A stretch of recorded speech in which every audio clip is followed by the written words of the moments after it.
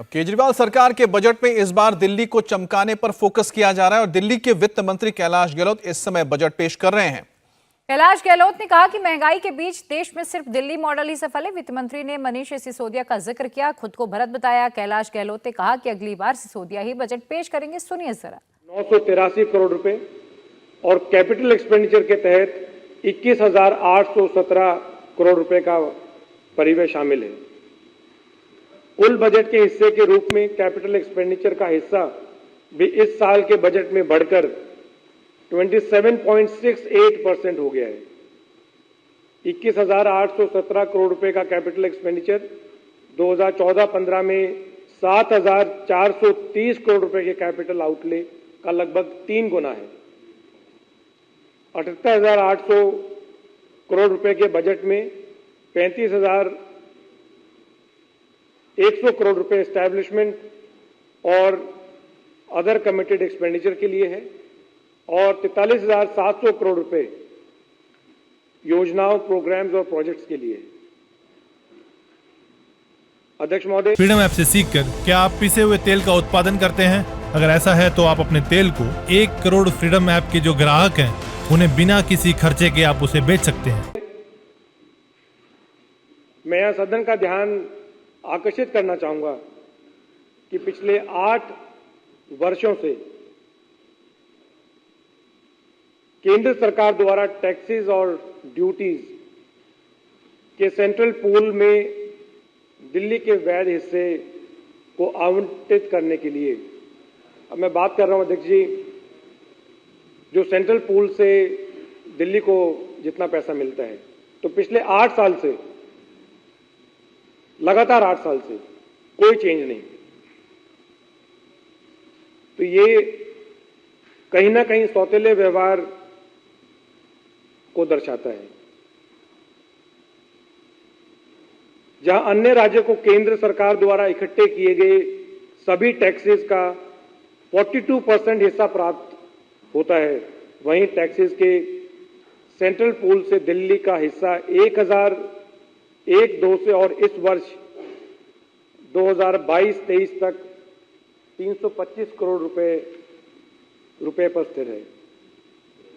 तो जहां स्टेट्स को 42% में से हिस्सा दिया जाता है, वहां पर लगातार इतने सालों से, और जबकि दिल्ली जो है वो कंट्रीब्यूशन कहीं अधिक है। 325 करोड़ रुपए केवल दिल्ली को मिल रहे हैं और अध्यक्ष जी ये ना के बराबर है, क्योंकि दिल्ली हर साल केंद्र सरकार को आयकर में 1,75,000 करोड़ रुपए से अधिक की योगदान है। मतलब ऑन वन हैंड दिल्ली जो है 1,75,000 करोड़ रुपए से ज्यादा योगदान दे रहा है केंद्र सरकार को, लेकिन दिल्ली को केवल 325 करोड़ रुपए ही मिल रहे हैं। और अगर हम जो स्टेट्स का जो शेयर है 42% के हिसाब से, तो मैं सदन को बताना चाहूंगा, अगर उस हिसाब से इसकी कैलकुलेशन करें तो दिल्ली का शेयर 6,400 करोड़ रुपए बनना चाहिए। कहां 6,400 करोड़ रुपए का शेयर बनना चाहिए और दिल्ली को सिर्फ 325 करोड़ रुपए इतने सालों से मिल रहे हैं। और एक और सरप्राइजिंग बात आपके सामने रख रहा हूं, मैं इस सदन के समक्ष रख रहा हूं। अगले वित्तीय वर्ष 2023-24 में केंद्र सरकार ने अब टैक्सेस के सेंट्रल पूल से दिल्ली का जो हिस्सा 325 करोड़ रुपए है वो भी शून्य कर दिया है। तो 325 करोड़ रुपए जो मिल रहे थे वो भी जीरो कर दिया है। तो दिल्ली की जनता के साथ ये आर्थिक भेदभाव और घोर अन्याय है। अध्यक्ष जी, जून 2022 में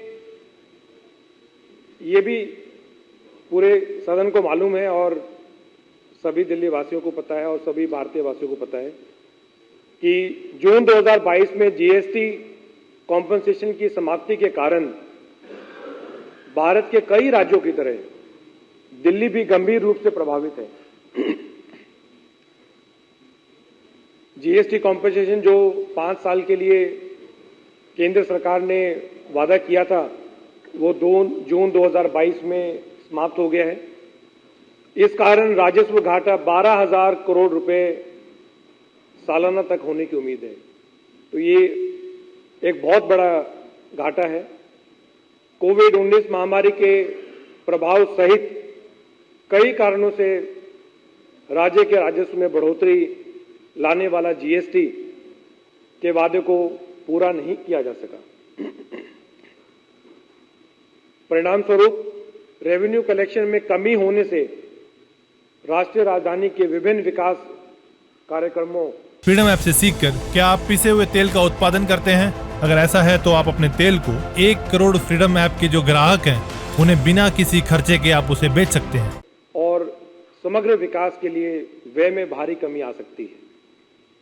हमने केंद्र सरकार से अपील की है कि वह अगले 5 वर्षों तक मुआवजा प्रदान करना जारी रखे जब तक कि जीएसटी संग्रह 14% वार्षिक वृद्धि दर हासिल नहीं कर लेता।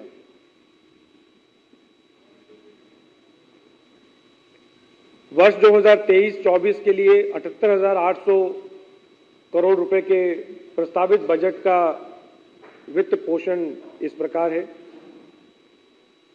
टैक्स रेवेन्यू से 5,565 करोड़ रुपए, नॉन टैक्स रेवेन्यू से 1,050 करोड़ रुपए, स्मॉल सेविंग लोन से 10,000 करोड़ रुपए, कैपिटल रिसीट्स 622 करोड़ रुपए, जीएसटी कॉम्पेंसेशन 3,802 करोड़ रुपए।